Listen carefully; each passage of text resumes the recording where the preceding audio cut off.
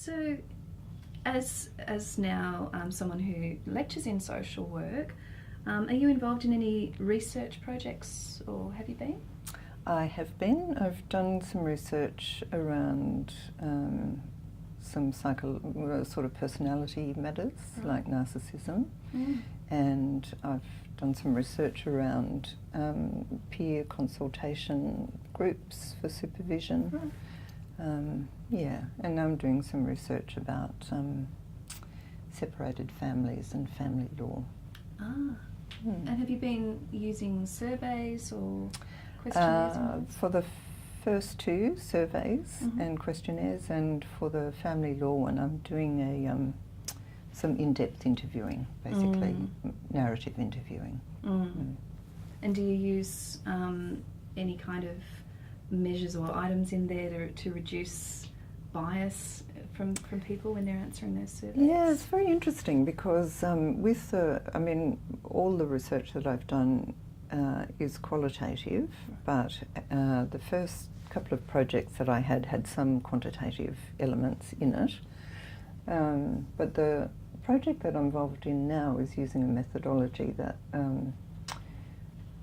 involves a whole lot of other eyes coming onto the data. So that's how that reliability issue is kind of met. Right. Yeah, through quite an intensive data analysis as groups. So it's not just you as the researcher. And my deciding bias. those things. Yeah.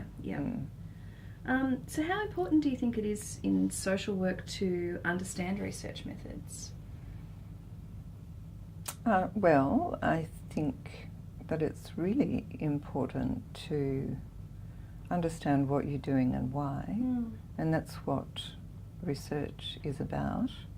I think social workers and psychologists should be voracious consumers of research, and I think once you sort of comprehend what research can isolate and identify and clarify, then you start to realise the importance of that kind of information for our practice. I do think that it's really important to also research on practice, right?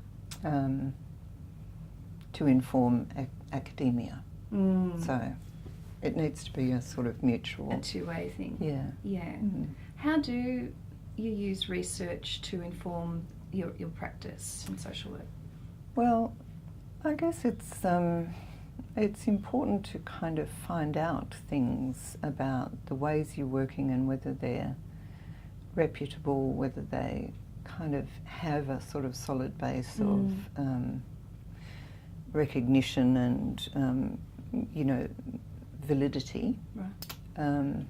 I don't always think that, I'm not saying anything anybody else doesn't know, but I don't always think that just because one way of working doesn't have a really strong research backing, it necessarily means it isn't valuable. No.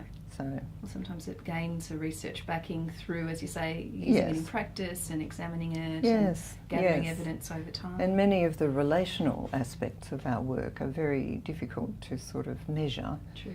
So there's a whole dimension in which I think more that sort of naturalistic research is really important too, in terms of observation and discussion and things like that. Yeah.